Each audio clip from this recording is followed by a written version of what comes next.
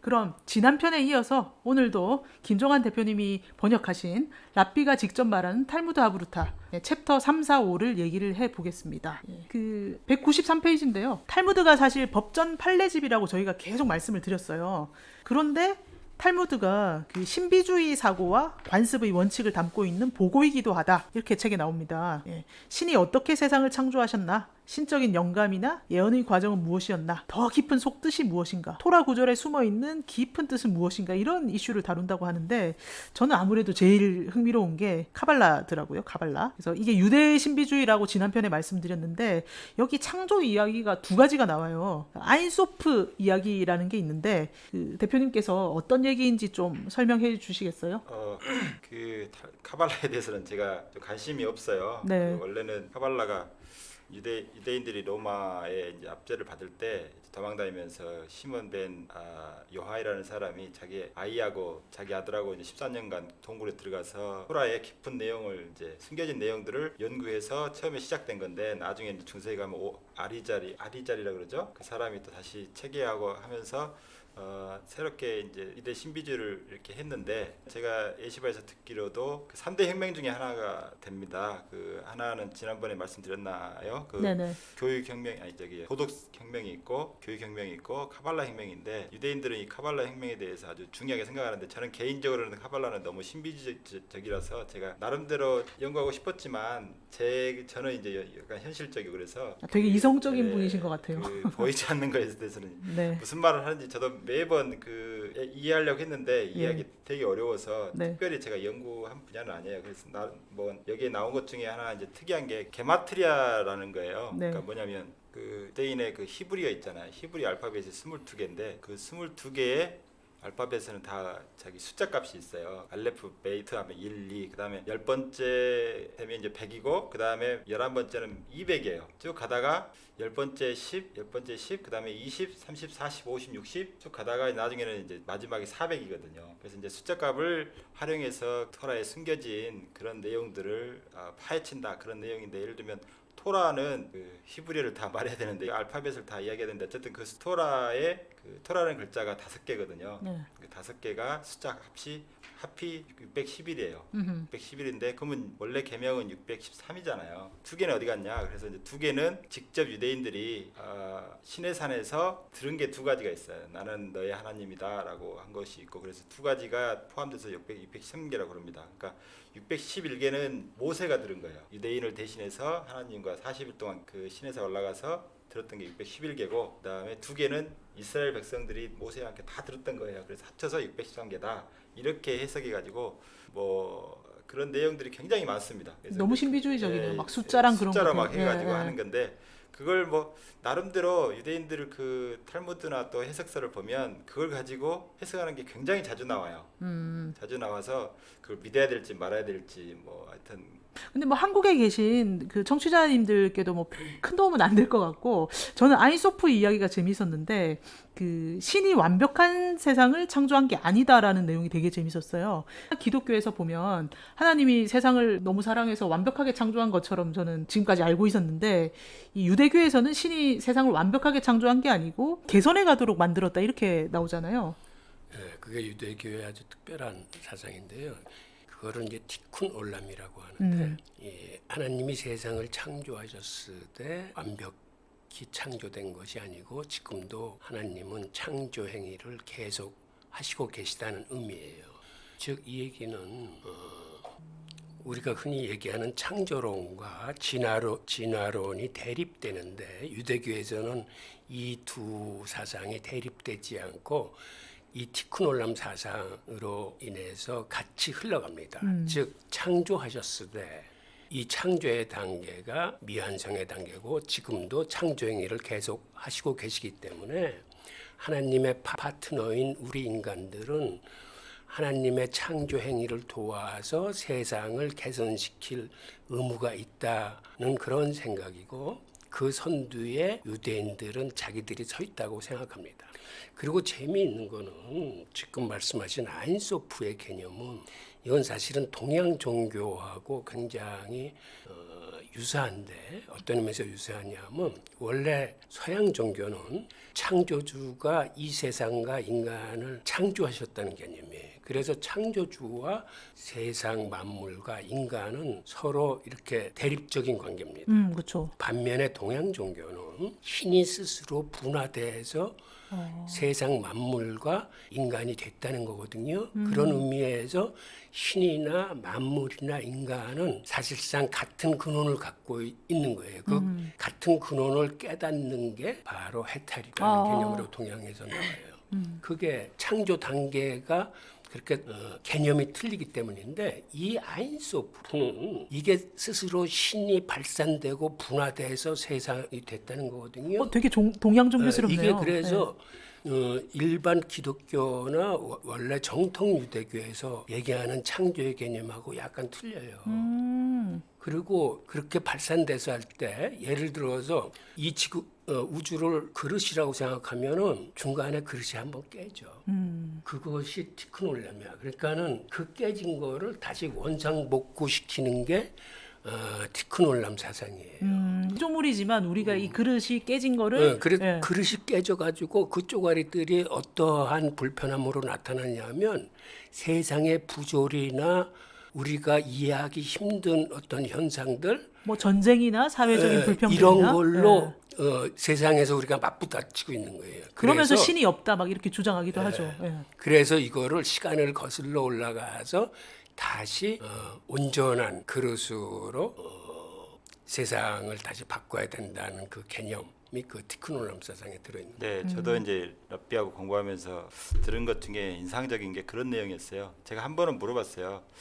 카톨릭이나 보면 수도원 있고 저기 불교는 이제 절 같은 게 있어가지고 이렇게 커뮤니티하고 좀 떨어져 있으려고 하는 그런 경향들이 좀 있잖아요. 네. 근데 랍비 유대교에서는 그런 거 없냐 그랬더니 물론 성전이 있을 때는 그렇게 했지만 성전이 없을 때는 이제 그런 게 이렇게 뭐 따로 랍비들만 모여 살고 뭐 이렇게 수도원 같은 개념? 그런 개념, 그러니까 커뮤니티하고 떨어져 가지고 이렇게 하는 그런 개념의 뭐 숙소나 또는 단체나 이런 그다음에 그런 장소가 따로 없어요. 그래서 그 부분에 대해서 좀 물어봤더니 너희들 왜 그런 게 없냐, 절이나 이렇게 수도원처럼. 그랬더니 우리는 커뮤니티를 떠나서는 살 수 없다고 생각한다. 네. 왜 그러냐면 자기들이 이제 어떤 하나님의 말씀을 배우고 그걸 이제 계명으로 실천해야 되는데 그때 가장 중요한 것이 하나님의 거룩함을 이런 세속에서 드러내는 게 자기들의 역할이라고 합니다. 그래서 세속에서 떠나서는 그거 살 수 없잖아요. 그러니까 뭐냐면 지금 아인소프트처럼 깨진 세상이에요. 하나님이 이제 뭐 어떻게 하시다가 그 깨진 세상이 됐는데 그러면 이제 하나님이 가셨으니까 그럼 그대로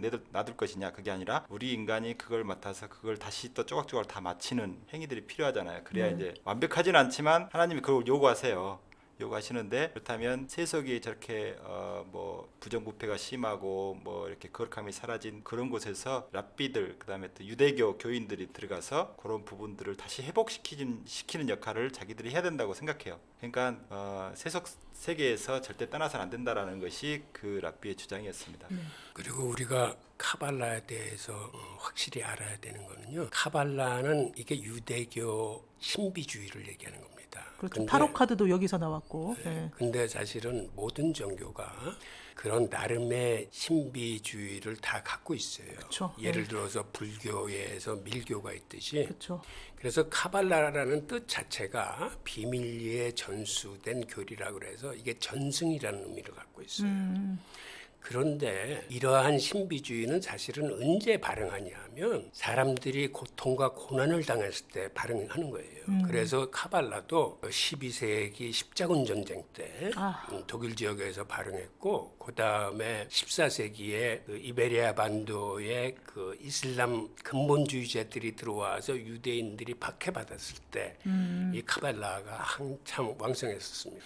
왜 이런 고난의 시기에 그러한 신비주의가 그렇게 득세를 하냐면 그런 시기에는 빨리 고통에서 벗어나서 하나님하고 직접 교통해서 빨리 다른 세상으로 그쵸. 이렇게 구원받고 싶은 거예요. 그래서 카발라가 득세를 했을 때 이런 발흥을 사실 막아낸 랍비가 그 마이모니데스예요. 네네. 당시 그 이집트에 있으면서 그 사람의 권위가 하도 세가지고 당시 유대교 사회에서는 가장 존경받았던 랍비인데 그 랍비가 인간의 이성과 합리주의로 가는 정통이 올바른 길이다. 그래서 유대인들이 이러한 신비주의 교리에 집착하는 건 옳지 않다라고 해서 그러니까 그 랍비의 가장 큰 공은 그겁니다. 그러니까 많은 사람들이 힘들어서 카발라라는 신비주의에 집착하고 몰려들었을 때 그거를 이성과 합리주의로 올바른 정통 유대교로 갈 수 있도록 이렇게 길잡이를 해주는 게 가장 공입니다.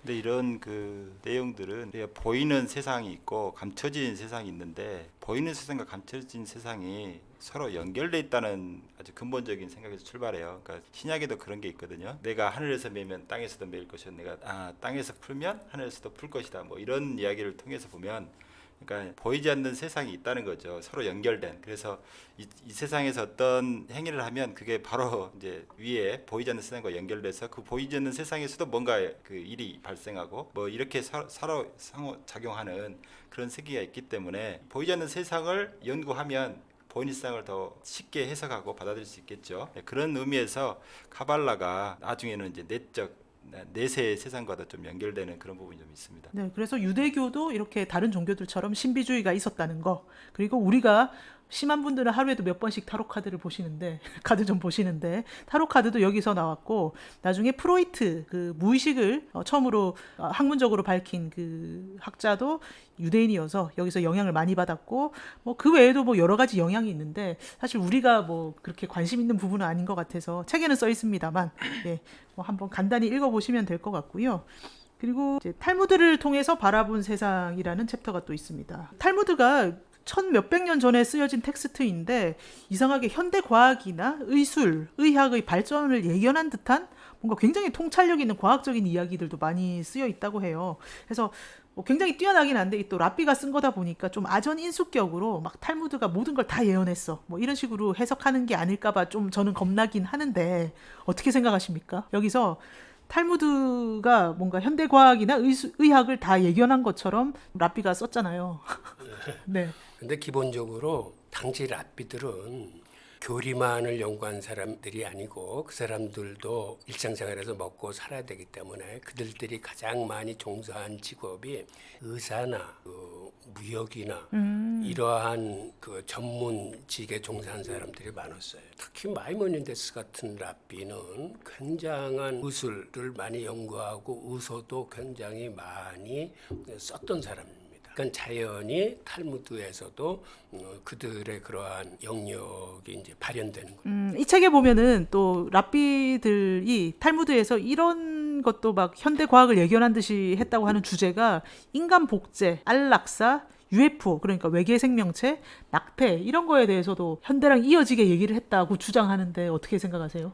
뭐 인간 복제는 뭐 그 탈무드의 랍비들이 뭐 그걸 경험할 수는 없었고요. 이기복 임신인가요? 네네. 뭐 이런 이야기도 나오고 그러는데 이기복 임신이 근데 정확히 뭐죠? 임신을 했는데 한 아이가 예. 그 임신했는데 바로 몇 달 후에 또 임신이 되는 경우예요. 그러면 이제 이게 가능하지가 않잖아요. 네. 거의 불가능한 이야기인데 이런 이야기를 하면서 여러 가지가 있어요. 뭐 형사치수 제도라는 것을 통해서 유대인들도 이제 뭐 형의 영혼이 다시 다시 돌아올 수 있다. 그러니까 이제 그런 부분에서 인간 복제도 생각할 수 있지 않느냐. 그런데 이건 좀 다른 문제인데 체세포를 활용해서 요즘에 인간 복제 체세포 안에서 똑같은 인간을 만들잖아요. 자기 DNA가 똑같은. 네. 근데 이제 유대인들은 이제 이기복 임신이라든가 뭐 형사치수제를 이야기하고 있는 성경 구절을 통해서 형의 DNA를 그대로 또 받는 아이가 태어날 수 있다라고 이제 가정을 해서 인간 복제도 뭐 특별히 반대하지 않는다 뭐 그런 이야기인 것 같고요.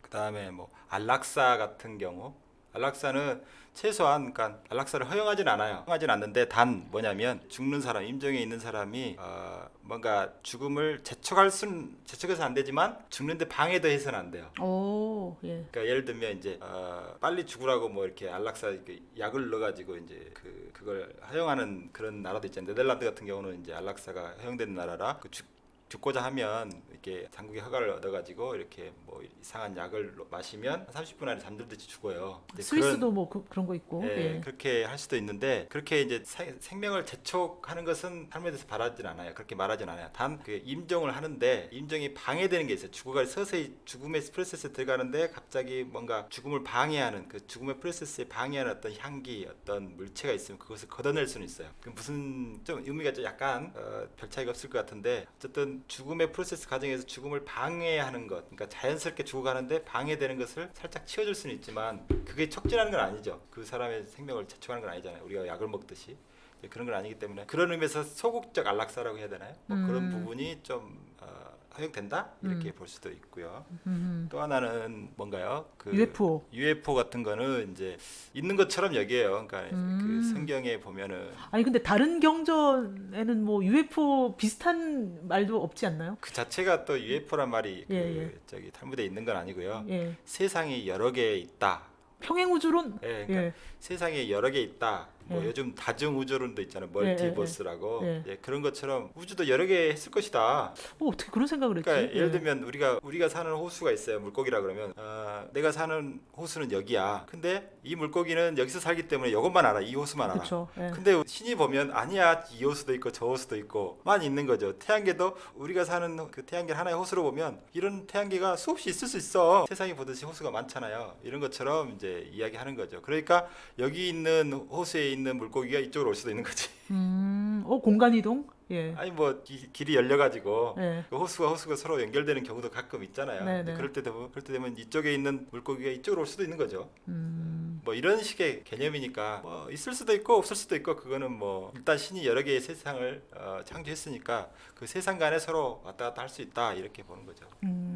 아까 이민영님이 그 프로이드 얘기를 했었는데 네. 탈무드가 현대 과학하고 그 연결되는 예 중에 하나가 바로 프로이드의 그 정신분석학, 즉 프로이드는 이제 탈무드를 공부한 사람으로서 탈무드를 공부를 했어요, 프로이트가? 네, 프로이드는 사실상 그 사람의 종교의 정체성은 그 사람은 유대교에 기반을 하고 있는 사람이에요. 네. 그럼 유대인이니까 당연히 토라와 탈무드를 공부를 했는데 우리가 성경에 보면 꿈 이야기가 굉장히 많이 나옵니다. 그쵸. 아브라함부터 시작해서 뭐 요새 그다음에 각 선지자들의 일까지 하나님이 당신의 계시를 꿈이나 천사를 통해서 알려줘요. 네. 그런데 탈무드에는 그런 꿈과 해몽에 대한 것들이 굉장히 많이 쓰여져 있어요. 사정에 걸쳐서.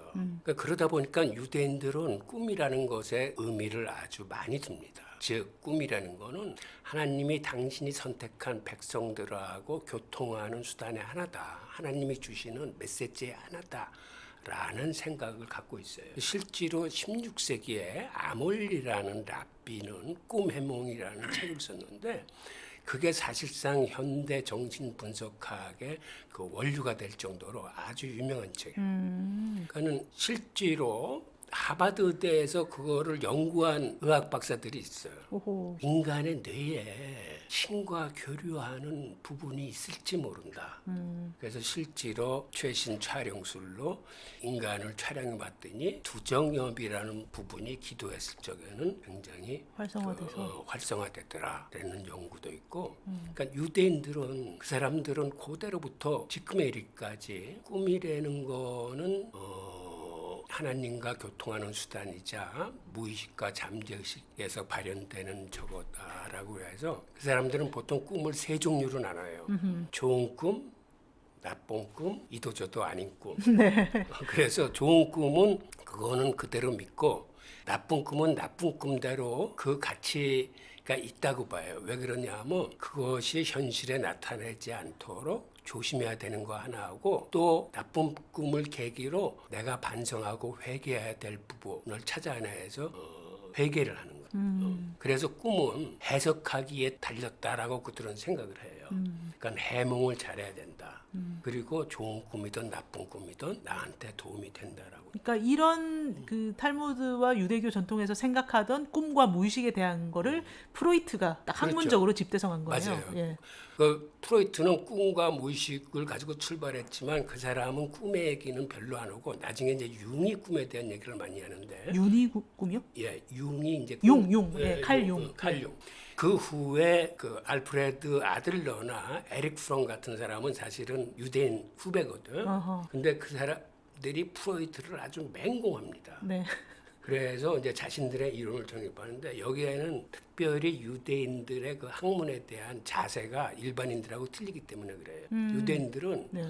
학문을 한다면 스승이나 선배 이론의 허점을 밝혀내서 새롭게 자기 이론을 정립해야만 비로소 학자가라는 칭호를 받을 수 있습니다. 원래 학자는 자기 선배건 뭐 선생이건 다 까야 되잖아요. 예. 그래서 보면은 그 프로이트, 융, 그다음에 아들러, 에릭 프롬 이렇게 내려가면서 그들이 그 만들어낸 토대가 그 탈무드에 있는 꿈과 해몽에서부터 원류돼 나왔다라고 그래도 과언이. 네.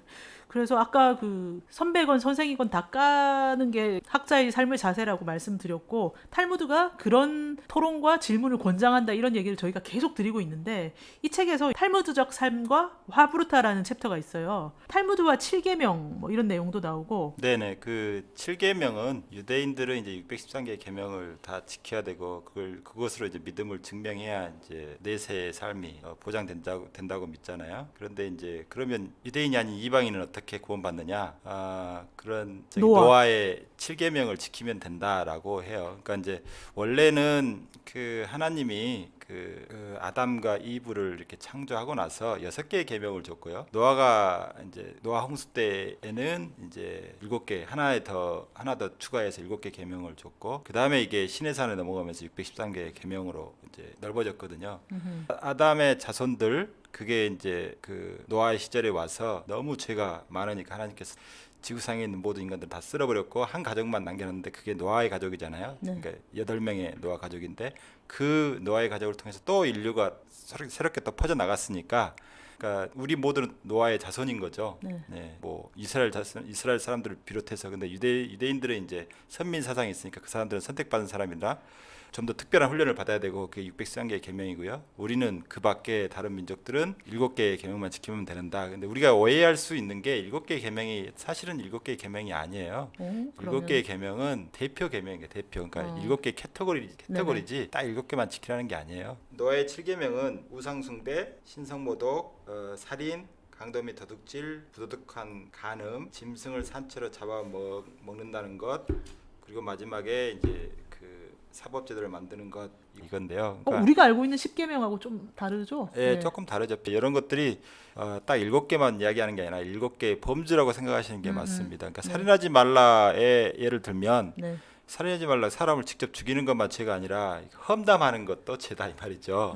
예, 그다음에 뭐 신성모독하지 마라, 그 하나님을 뭐 욕되게 하지 마라 할 때는 뭐 하나님을 하나님을 내세워서 맹세를 한다든가 이런 거 있잖아요. 네. 내 하나님의 이름을 걸고 내가 이걸 맹세한다 뭐 이런 거 있잖아요. 그런 것들도 뒤에 다 딸려 있는 그 계명들이라 딱 7개만이 아니라 뭐 세 보면 뭐 100몇 개, 200몇 개 되겠죠. 유대인들이 613개지만 나머지 이방인들은 그거 지켜도 유대인들과 똑같이 내세의 몫이 정해진다 이렇게 보는 거예요. 그러니까 이제 그러면 이 계명들을 해석을 해서 탈무드식 생활 방식을 만들 수 있을 것 같은데 이게 되게 재밌더라고요. 그러니까 책에 나오는 탈무드식 생활 방식 이 챕터가 되게 재밌더라고요. 438페이지. 선한 마음 품기. 네, 선한 마음 품기는 요걸 좀 이야기해야 되겠네요.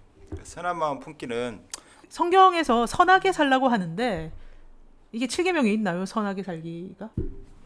7계명에 이게 다 선하게 사는 것이 다 포함되죠. 7개 그 노아의 7계명에 이게 다 들어가잖아요. 그러니까 7계명을 뭐 한마디로 하면 선하게 살기라고 할 수 있다? 이걸 캐터고리로 말씀드렸잖아요. 네. 그러니까 이제 이게 1개의 계명이 아니라 캐터고리를 봐서 뭐랄까요? 그 뒤에 수없이 많은 또 계명들이 뒤에 네네. 그 줄을 서 있는 거죠. 네, 그렇게 생각하시면 딱 7개가 아니라 뭐 수십 개 또는 수백 개가 될 수도 있어요. 그거를 관통하는 게 이제 뭔가 선하게 살아라 이런 거 같은데. 예, 선하게 살기는 그러니까 유대인들은 이런 선하게 살기가 율법의 삶, 그러니까 율법을 지킬 때 예를 들면 성경에 그렇게 나오죠. 그러니까 이런 구절이 있어요. 어떤 가난한 사람이 전당포에 자기 겉옷을 맡기고 돈을 이제 빌려가요. 그런데 그 가난한 사람이 저녁이 되면 그 겉옷을 입고 자야 되는데 그 사막 기후라 저녁에는 굉장히 춥잖아요.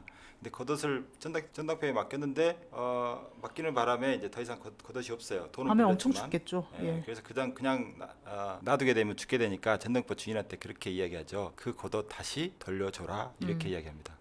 원래는 법적으로는 돌려줄 필요가 없죠. 그쵸. 예. 이게 전당물인데 그래서 거기서 이야기하는 건 뭐냐면 원래는 법적으로는 줄 필요가 없다. 하지만 그 가난한 사람이 죽을 수도 있으니까 법적으로는 해줄 필요가 없는 네가 선한 마음으로 그것을 해주라는 거예요. 네. 이런 여러 가지 이야기가 있는데 선하게 살기 중에서 가장 성경이나 탈무드에서 자주 나오는 질문이 있어요. 네. 뭐냐면 악인이 잘 살고 선한 사람이 왜 불행하게 되는 경우가 있는데 그건 왜 그러냐 이 말이죠. 그러니까 일제 시대 뭐 일제 강점기 때로 보면 이완용처럼 민족을 팔아 넘겼던 나쁜 사람들이 사실 승승장구해서 지금 자자손손 대대로 잘 살고 있잖아요. 예, 예. 그런 게 해석이 안 됐을 거예요, 사람들이. 네, 그리고 뭐 유해영이나 이런 독립운동 하시다가 고초를 당하고 죽으신 분들이 너무너무 많잖아요. 근데 자손들까지 계속 가난하게 그리고 못 계속 살고. 가난하고 예. 이런 사람들은 정말 좋은 일 하고도 이렇게 억울하게 그런 비참한 삶을 살다가 생을 마감하는데 이런 사람들을 어떻게 설명할 것이냐 이게 그 성경에도 자주 나옵니다. 악한 사람이 잘 되고 선한 사람이 잘못되는 것은 우리가 이해할 수 없다. 뭐 욥기에도 자주 나오거든요. 근데 이제 이 부분에서 어떻게 이야기하고 있냐면 네. 먼저는 여러 가지 해석이 있어요. 여러 가지 해석이 있는데 그 중에 하나는 우리가 겉보기에는 모른다. 그러니까 우리가 선하다고 생각했지만 알고 보면 악할 수도 있고요. 우리가 악하다고 생각했지만 알고 보면 선한 사람이었고 이런 우리가 겉보기에는 판단할 수 없다는 게 하나의 의견이고 또 하나는 악한 사람이 이 세상에 잘 되는 것은 악한 사람이라도 잘한 부분이 가끔 있거든요. 아하. 조금이라도 있어요. 그 조금에 대한 보상으로 이 세상에서 번영을 누리는 거예요. 그리고 이제 그 번영을 누렸으면 대가 다 치렀잖아요. 그럼 이제 나쁜 것만 남아 이 사람은. 죽으면 완전히 이제 그것에 대한 처벌만 남는 거죠. 선한 사람도 마찬가지예요. 선한 사람도 아무리 선하지만 악한 경우도 가끔 있어요. 악한 일을 한 경우도 나쁜 일을 한 경우도. 그러니까 그에 대해서 처벌로서 이 세상의 삶을 조금 약간 힘들게 만드는 거죠. 죽은 후에는 이 사람이 완전 선한 것만 남겨가지고 이제 내세에 들어가잖아요. 그러면 이제 거기에 맞춰서 이렇게 이야기하는 랍비도 있고. 제가 볼 때 그 불교나 아니면 조로아스터교의 영향을 받은 기독교에서는 선인, 악인 이렇게 항상 이분법적으로 가는 것 같은데 네네. 유대교는 계속 입체적이고 다면적으로 해석할 수 있게 토론을 할 수 있게 이끄는 것 같아요. 예. 또 하나는 이제 마지막으로는 선한 사람이 잘못되잖아요. 그러면 악한 사람은 오죽할 것이냐라는 것이 의견이고 또 악한 사람이 잘 되면 이걸 보고 우리가 뭘 배우냐면 악한 사람이 잘 되면 선한 사람은 오죽하랴 이런 교훈을 얻을 수 있다고 해요. 그렇다고 우리가 악한 사람이 잘 된다고 해서 악한 짓을 해서는 안 된다는 거예요. 하나님은 절대 그런 하나님이 아니시니까. 그리고 아까 말씀드린 대로 이렇게 악한 사람이 잘 되고 선한 사람이 잘못되는 경우에 그러면은 우리가 생각했을 때 그러면 나쁜 짓을 잘 살고 싶으면 나쁜 짓을 하든 선한 일을 하든 하여튼 내가 잘 되는 일만 목표로 하면 그렇게 살면 되겠네. 악한 짓을 가리지 않고 그렇게 생각하지 말라는 거예요. 그래서 내세라는 개념이 이제 여기서 나오는데 악한 사람이 이 세상에 잘 먹고 잘 살아도 그렇게 죽었어도 그 대가, 죄에 대한 대가는 반드시 내세에서 치른다. 근데 이 유대교의 내세 개념이 그렇게 있나요?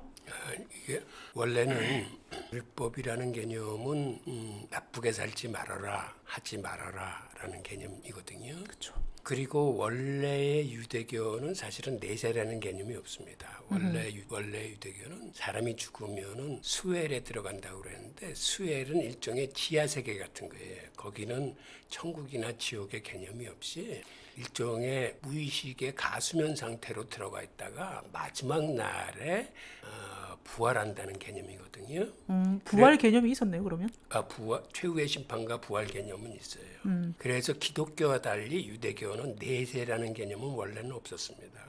그런데 이게 기원전 6세기에 바빌론 유수기에 이 조로아스터 교하고 만나면서 조로아스터의 교리가 좋은 생각이 좋은 말을 낳고 좋은 말이 좋은 행동을 낳는다라는 게 그들의 그 중심 교리예요. 그러니까 좋은 생각, 좋은 말, 좋은 행동. 곧 선한 생각, 선한 말, 선한 행동을 의미하는 거거든요. 그러면 내세의 구원을 받는다, 천국에 갈 수 있다라고 조로아스터가 가르칩니다. 사실은 유대교가 그때 조로아스터의 영향을 강하게 받아요. 그래서 유대교 교파에서 그래? 그렇다면 수엘에 들어가서 이렇게 부활 때까지 이렇게 있는 게 아니고 내세라는 게 있을 수가 있구나. 그리고 우리가 죽으면은 좋은 일을 하면 천국에 가고 나쁜 일을 하면은 지옥에 갈 수가 있구나. 라는 개념이 들어와서 그게 사실은 유대교에서는 그렇게 크게 자리를 잡지 못했는데 기독교로 넘어오면서 그 이분법 교리가 완전히 자리를 잡습니다. 그래서 지금 유대교는 이게 현세냐 내세냐 하는 개념은 사실은 교파에 따라서 해석하기에 따라서 그들한테는 그래서 그들은 교리를 강하게 내세우지 않아요. 유대인들의 특징이. 네네. 그게 다 연구 과제야. 그게 하나의 탈무드적 과제예요. 그들은. 예, 그러한 그 종교 간의 그러한 그 역량을 서로 주고받으면서 종교가 그런 식으로 이제 발전해 온 거죠. 네, 내세 이야기가 나왔으니까 우리의 그 영혼을 세 가지 층위로 나눠요. 오, 네네. 예, 우리의 영혼이 하나만 있는 게 아니라 세 가지 층위가 있어가지고 네페시, 루아흐, 네샤마 그래가지고 이 네페시는 이제 우리의 우리의 육체를 관장하는 그런 거예요. 루아흐는 가장 이제 그 우리의 말을 관장하는 거고, 네샤마는 이제 영혼 중에서도 이제 하이 클래스가 돼가지고 이거 하나님에 관련된 거예요. 그러니까 이게 이제 나쁜 짓을 많이 한 사람, 육적으로 나쁜 짓하고 막 이렇게 하는 사람들 있잖아요. 그러면은 이제 우리가 죽으면 그 네샤마는 가장 때가 많이 묻었다고 해요. 그래서 이제 내세에 들어가기 위해서는 반드시 정화 과정을 거쳐야 되는데 페시는 반드시 정화 과정을 거치는데 나쁜 일을 많이 할수록 정화 과정을 길게 해요. 근데 그게 맥시멈 1년까지예요. 네. 1년까지. 그리고 나쁜 일을 적게 하면 정화 과정이 좀 적죠. 그만큼 때가 덜 묻었기 때문에 그 정화 과정이 짧고요. 그런데 이제 뭐 랍비나 평생 죄 안 짓고 그 율법을 지키면서 하나님 말씀대로 살려고 애썼던 그분들은 거의 그냥 그 정화 과정을 건너뛰고 내세로 들어갈 수 있다 그렇게 이야기하고요. 이게 탈무드에 적혀 있나요? 네, 그렇게 적혀 있다고 이 탈무드에 제가 네, 그걸 이 읽어보진 책에서? 않았어요. 네네. 네. 근데 이제 그런 내용들을 아론 페리 랍비가 그걸 네. 책에 적어놓고 있으니까 그래서 이제 그런 부분들이 천국도 이렇게 층위가 있어가지고 그 낮은 차원의 영혼이 갈 수 있는 곳, 높은 차원의 영혼이 갈 수 있는 게 따로따로 있다고 해요. 네. 그건 안 가봐서 잘 모르겠습니다. 아무튼 뭐 여러 가지 해석 방법은 있지만 선한 마음으로 살아라. 뭐 이 얘기는 탈무드에서 계속 하고 있다. 네. 그리고 탈무드식 생활 방식에 또 멘토와 친구가 필요하다. 그 가치에 대해서도 이야기를 해놨다면서요? 네네 뭐 이 책 마지막에 하브르타에 관련된 내용이 들어가 있잖아요. 네. 하브르타에 관련된 내용은 원래 그 영어 원서에는 없는 내용이에요. 네. 제가 이제 번역을 다 마치고 책을 이제 만들 때 네. 한국에서 하브르타가 이제 한참 열풍이 그 있으니까. 열풍이 있었고 그래서 탈무드에 이런 내용이 있었으면 좋겠다. 라고 제가 아론 페리 랍비한테 이야기했더니 그러면 자기가 원고 하나를 써주겠다. 이거 그냥 그래가지고- 한국 특별 맞춤판이네요. 예, 맞춤판이에요. 예. 예. 그래서 그 내용을 이제 번역을 해서 넣었는데 음. 탈무드에는 혼자 공부하면, 그러니까 여기서 공부한다는 의미는 독서하거나 그런 뜻이 아니라 연구할 때, 네. 토라를 연구할 때 혼자 하면 저주가 있을 것이다. 네. 탈무드에서 그렇게 이야기하고 있다 그래요. 예, 그만큼 혼자 공부하는 것은 위험하다는 거예요. 크로스 체킹이 안 돼서 잘못해서 가면 이단이 될 수도 있는 거죠. 근데 크로스 체킹을 하면 자기가 이 토라의 구절을 잘 해석했는지 어땠는지를 크로스 체킹 받아서 올바른 길로 갈 수 있잖아요. 혼자 공부하면 그렇게 못하기 때문에 위험하다는 거예요. 그리고 그것보다 먼저 있는 게 뭐냐면 토라를 공부할 때 제일 원칙이 질문하라예요. 원래 토라나 탈무드에는 질문하라는 이야기는 없어요. 하지만 질문하면서 공부하는 것이 좋다는 게 유대인들의 그 생각인데, 그거는 이제 정통적인 해석은 아니지만 토라의 한가운데를 이렇게 피눈으로 꽂으면, 그 토라의 한가운데라고 생각해 보세요. 한가운데를 꽂으면 그 양 쪽에 두 개의 단어가 있어요. 토라를 한가운데, 그러니까 토라를 이렇게 예를 들면 한 종이에다가 쭉 창세기 1장 1절부터 신명기 마지막 절까지 쭉 한 종이에다가 길게 적는다고 생각해 보세요. 네. 그래갖고 두 개 끝을 이렇게 모아가지고 딱 접으면 가운데가 생길 거 아니에요. 네, 종이 띠로 이렇게 돼 있는 것에다가 그러면 그 한 가운데 네. 토라의 한 가운데가 접히는 부분일 거 아니에요. 네. 그 부분을 펼쳐 보니까 좌우에 똑같은 단어가 있더라 이거죠. 그게 질문하라는 뜻이에요. 질문 또라시라고 그래가지고 질문 하다라는 단어가 가운데 토라의 가운데를 중심으로 이렇게 돌고 있다. 그게 이제 레위기 10장 19절인가 그래요. 제가 잘 기억이 잘 안 나는데 그 구절이 딱 한가운데예요. 토라의 한가운데. 근데 우연일지 필연일지 뭐 유대인들은 우연은 없으니까 필연으로 생각해 보면 이렇게 두 개의 단어가 똑같은 단어가 동시에 있어요. 이렇게 그 유대인 그 성경을 보면 정말 똑같은 단어가 있거든요. 그래서 이걸 보고 토라는 질문하면서 배워야 되는구나 이렇게 해석한다고 해요. 그래서 제일 원칙은 질문하면서 배워라. 두 번째는 절대 혼자 공부하지 마라. 이게 두 가지 원칙이 있어서 여기에서 하브르타가 나와요. 잠언이나 보면은 한 사람이 넘어졌을 때 다른 사람이 이렇게 세워주면 얼마나 아름다운가 그런 이야기도 나오고 잠언에는 철이 철을 날카롭게 하듯이 사람이 그의 친구의 얼굴을 빛나게 하느니라 그런 구절도 있어요. 이런 걸 통해서 보면 서로 이렇게 토론하면서 공부하는 것이 얼마나 그 즐겁고 또한 진리를 더 찾아갈 때 많이 도움되는가 말하고 있습니다.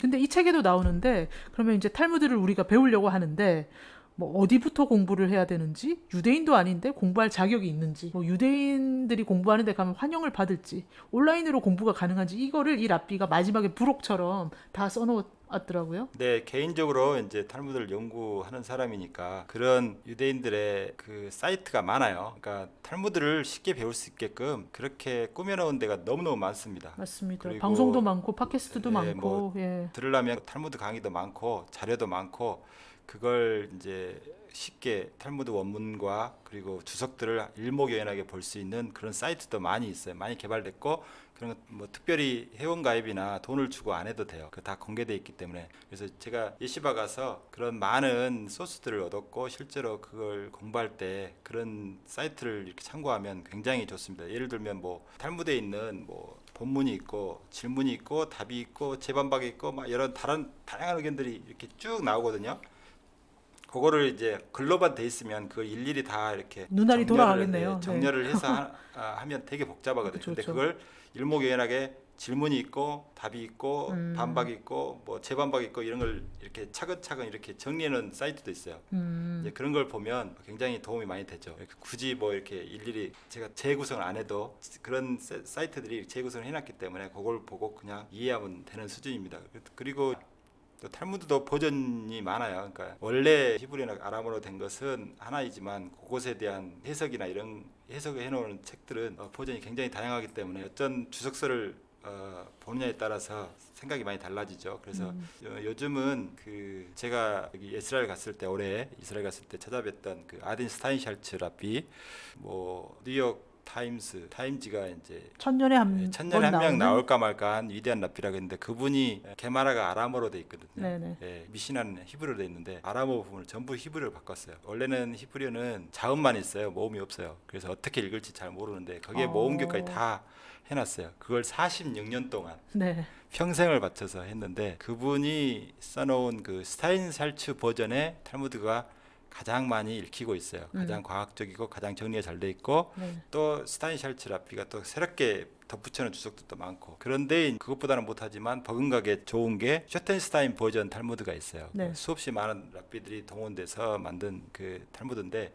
그거는 학습서로서 그것도 제가 주로 보는 게 그 탈무드 버전인데요. 굉장히 자세하게 설명이 돼 있어서 이해하는 데 많이 도움이 되고 하지만 아까 말씀드린 대로 막 질문 답변 이렇게 올거나이즈 그러니까 재구성이 안 돼 있기 때문에 굉장히 복잡해요. 근데 그런 것들은 따로 웹사이트 같은 데 참고하셔가지고 보면 나름 개인적으로 할 수 있는데 한국에서는 이렇게 탈무드를 연구하는 사람이 거의 없어서 제가 이제 친구들 몇 명을 불러들여서 잠깐 할 뿐이지 이렇게 뭐 저 혼자 자습할 수밖에 없는 분위기. 그렇지만 제가 이제 랍비들하고 서로 교류하면서 그런 탈무드 공부할 때 좀 이해 안 되는 부분은 이렇게 이메일이나 또는 그 뭐 SNS를 통해서 직접 묻기도 많이 합니다. 두 가지 마음이 드네요. 그러니까 김정환 대표님이 공부를 많이 하시니까 여기 빨대 꽂아가지고 엑기스만 쪽집게 과외해 주세요 이렇게 말하고 싶은 마음도 있고 그런데 김정환 대표님도 틀릴 수가 있어. 그러니까 이 탈무드에서 토론을 되게 강조하잖아요. 그래서 뭔가 반론을 내세우면서 같이 토론도 하고 그러면 네. 좋겠다. 대단히 재밌어요. 예. 유대인들의 가장 중요한 특징의 하나가 바로 친구와 멘토예요. 유대인들은 무슨 일을 하든 항상 같이 합니다. 그러니까 그거를 아주 어렸을 때부터 가르쳐요. 어렸을 때 친구를 어떻게 사귀느냐서부터. 그래서 부모가 유치원에 가는 첫날 얘기를 해요. 사람은 누구나 허물과 단점이 많으니까 너는 친구의 허물과 단점을 보지 말고 그 친구에 숨겨져 있는 장점과 강점을 찾아라. 이렇게 얘기를 해주고 그 다음에 무슨 일을 하든 예를 들어서 공부를 해도 혼자 하지 않고 항상 친구와 같이 하게 해요. 그러면 친구와 같이 공부한다는 의미는 서로 의견을 주고받고 자연히 질문과 답변이 있고 토론이 있는 거예요. 그러니까 혼자 공부하는 사람은 그러한 질문과 답변과 토론이라는 거하고는 거리가 멀기 때문에 그 사람이 편견이나 아집이나 독단에서 자유를 수를 수 없지만 둘 이상이 같이 하면은 그러한 집단 지성이 한쪽으로 이렇게 매몰되어가는 이런 거를 이제 막아주는 거죠. 비단 공부뿐만 아니라 그들은 연구할 적에도 같이 하고 무슨 사업을 할 적에도 같이 하고 무슨 일을 하든지 항상 같이 합니다. 그러니까 유대인들이 강한 거는 개인적인 역량도 뛰어나지만 그들의 그 단결력이에요. 공동체 정신. 그리고 또 하나는 멘토의 개념인데 유대인들 사이에서는 고대로부터 이런 게 있었어요.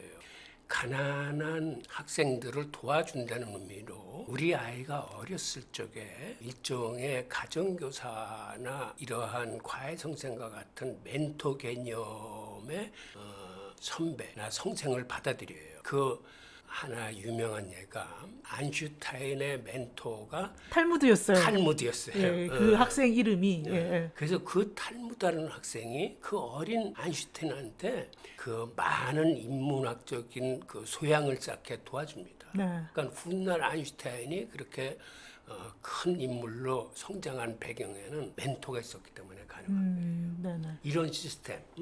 그러니까 항상 친구와 같이 한다. 그 다음에 어렸을 때부터 어떠한 멘토 멘티 관계를 해준다. 그러니까 항상 사람은 혼자서 덕불장군처럼 사는 게 아니라 같이 의견을 모으고 같이 일을 해야 좀 더 나은 일, 훌륭한 일을 할 수 있다라고 이렇게 어떤 생활 속에서 가르치는 거예요. 네, 신약 성경에 보면 마태복음 7장 7절에 보면 구하라 찾아라 두드려라 아주 유명한 구절이 있어요. 그렇죠. 네. 네, 이런 구절을 가지고 열심히 기도하면 하나님께서 다 기도 들어주신다. 이런 식으로 가르침을 하시는 분도 많이 있는데 뭐 그렇게 해석에 상관없는데 유대인들의 입장에서는 예수님이 그 마태복음은 특별히 유대인들을 대상으로 한 복음이에요. 복음서이기 때문에 예. 유대인들한테는 그렇게 말해도 다 알아듣죠. 아하. 그러니까 이제 구하라 할 때 여기서 구하라 목적어가 사라졌어요. 다.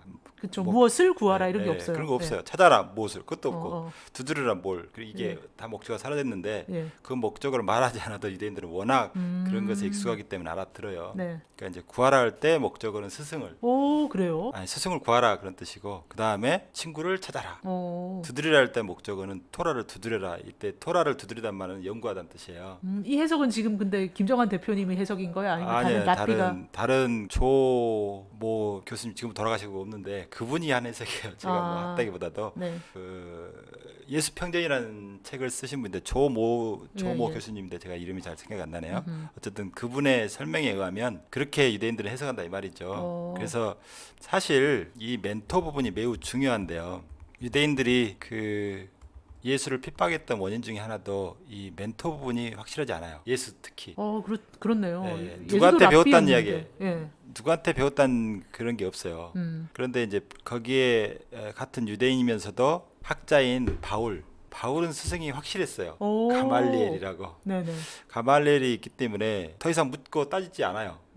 그런데 예수님은 그런 스승님이 불확실했기 때문에 유대인들 입장에서는 어디서 이렇게 배웠는지 이게 확신할 수 없기 때문에 자꾸 질문을 하면서 정말 실력이 있는 거야? 제대로 알고 있는 거야? 이렇게 따지는 거죠. 유대인들 입장에서는 뭔가 이렇게 거짓 선지자들이 나타나가지고 유대인들을 나쁜 곳으로 인도해가지고 다 멸망에 이르게 하면 안 되잖아요. 그런 걸 막 경계하거든요. 근데 사람들이 예수를 너무너무 잘 따르는 거죠. 그런데 이 사람은 족보가 없어. 쉽게 말하면. 네. 그래서 그 유대인들은 그 족보를 많이 따집니다. 그래서 계통이 있는 스승에게서 배운 사람이라 인정을 해줘요. 그런데 지금도 제가 미국에 갔을 때 벨리 하이스쿨이라고 유대인 고등학교를 갔는데 그 고등학교 예시바 고등학교예요. 예시바 고등학교 벽에 모세로부터 지금까지 계통 있는 랍비들의 이름이 쫙 써져 있더라고요. 오. 그 계열에 들어가야 아하. 그 계열에서 배워야 내가 진짜로 인정받아요. 예, 그렇기 때문에 그만큼 계통을 유지합니다. 왜냐하면 잘못된 가르침을 받게 되면 이단이 많이 생기고 그렇다면 그렇죠. 예. 근데 이단 사상이 빠져갖고 유대인들이 또 이 영혼이 지옥에 갈 수도 있잖아요. 그래서 매우 중요하게 생각합니다. 그래서 멘토와 친구는 그만큼 토라 학습에서 매우 중요한 요소예요. 토라 자체는 분명히 존재하지만 그것을 같이 공부할 사람 또는 그걸 좋은 길로 인도해 줄 사람 그게 이제 스승이고 친구잖아요. 또 선생님은 바쁘시기 때문에 매번 나하고 같이 할 수는 없어요. 그때 친구하고 계속 토론하면서 모를 때만 가서 스승한테 물어봐야 돼요. 그러니까 예시바 도서관에 가면 자갈치 시장처럼 시끌시끌해요. 그런데 주위에 이렇게 귀퉁이에 랍비들이 앉아 있어요. 아. 앉아 있어가지고 토론하다가 우리가 아무리 토론해도 잘 모르겠어요. 그 랍비니 한번 이거 좀 설명해 주세요. 우리가 이렇게 잘하고 있는지 한번 확인해 주세요.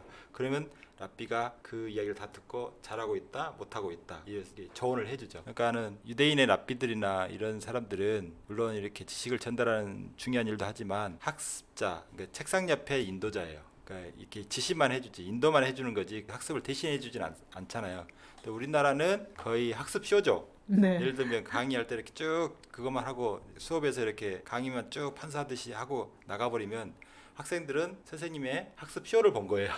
수업 쇼를 본 거죠. 네네. 학습은 쇼가 아니라 직접 해보는 것이다. 그래서 궁금할 때는 질문을 항상 하고 그 질문을 먼저 친구한테 그 다음에 둘 다 서로 토론해보고 안 되면 이제 랍비한테. 물론 랍비가 이야기하는 시간도 있어요. 강의 시간도 분명히 있는데 강의 시간도 그렇게 짧고 그 다음에 그 강의를 준비하기 위해서 하부타를 많이 해요. 친구들끼리. 그 다음에 그렇게 친구들끼리 어느 정도 소화시킨 다음에 강의에 들어가면 훨씬 이해도 잘 되고 랍비가 주는 어떤 통찰력 있는 메시지를 훨씬 더 잘 받아들이게 되는 거죠. 아하 그러면서 이제 불을 또 치게 되는 그리고 나중에 랍비들하고 또 토론할 시간에 또 더 궁금한 것도 더 자세하게 물어볼 수 있는 시간도 있습니다. 저희가 사회에 걸쳐서 랍비가 직접 말하는 탈무드 하브루타라는 책에 어떤 내용이 들어있는지 탈무드는 실제로 무엇이고 어떤 랍비들이 어떻게 연구를 해서 지금까지 이렇게 흘러왔는지 한번 자세히 공부를 해봤는데요. 교수님 어떠셨어요? 네, 좋았습니다. 어떠셨어요? 네, 저는 이제 탈무드를 공부하는 사람으로서 정말 좀 한스러운 게 뭐냐면 한 가지 이렇게 깊은 내용들을 어렸을 때부터 왜 이렇게 잘 뭐랄까 관심을 안 가지고 공부를 안 했을까 그래서 이제 나중에 다음 생에 제가 다시 환생할 수 있는 기회가 주어진다면 유대인으로 한번 태어나서 탈무드를 좀 깊게 공부하고 싶다 그런 생각이 많이 들었던 게 예시바 가서 더욱 더 많이 들었어요. 유대인들이 이제 율법을 지키고 계명을 지키는 그런 사람들을 보니까 좀 뭐랄까요 구속받는 느낌 이런 것도 있지만 그 사람들하고 이제 토론을 하면서 이렇게 깊은 내용 그리고 하나 깨달았을 때 서로 막 칭찬해주고 한 섹션을 끝내면 서로 축하해주고 서로 막 이렇게 가르쳐주고 하는 모습이 너무 아름답더라고요. 그래서 지혜도 나누고 저희들한테도 진짜 아무것도 이렇게 뭐랄까요 아깝다 생각하지 않고 정말 열심히 나눠주고 뭐 저희들이 원하면 뭐든지 착착착 자료라든가 이런 소스라든가 이런 걸 다 갖다 주더라고요. 그런데 놀라웠어요. 유대인들 그 부분에 있어서 배울 점 참 많다. 근데 이제 제가 아까 말씀드린 대로 이런 탈무드 정신이 있었기 때문에 유대인들이 어떤 개인적으로도 뛰어나고요. 그다음에 그 개인들이 또 모여 있는 어떤 네트워크도 굉장히 강하잖아요. 우리나라도 그런 전통을 좀 받아들인다면 이런 탈무드 정신을 통해서 우리도 유대인 못지않게 발전할 수 있는 그런 가능성이 많은 백성들인데 앞으로는 이런 것들이 많이 보급돼서 탈무드 정신을 배울 수 있는 기회가 많이 있었으면 좋겠다 그런 생각을 합니다. 그러면 내세의 유대인 가정에 태어나지 마시고요. 이 생에서 150살까지 사시면 되지 않을까요? 이왕 태어나셨는데. 네, 뭐 열심히 또 건강을 유지해야 그렇게 되겠죠. 근데 네. 이제 뭐 150살은 너무 심하고 한 절반이라도 살았으면 좋겠어요. 성경에서 제일 많이 산 사람이 몇 살까지 살았죠? 1000살? 한 60살인가요? 뭐 그럼 150은 되실 거예요. 네. 요즘 워낙 환경이 그래가지고. 네, 예. 알겠습니다. 자, 그러면 이번 시간까지는 탈무드가 어떤 책인지 어떻게 만들어졌는지 한번 자세히 공부를 해봤는데요. 다음 시간에는 유대인들이 어떻게 살아와서 유대인 역사는 어떻게 되고 유대인 전통은 어떻게 되는지 유대인 이야기라는 책을 통해서 한번 공부해 보시죠. 네, 네, 알겠습니다. 감사합니다. 네, 감사합니다. 감사합니다.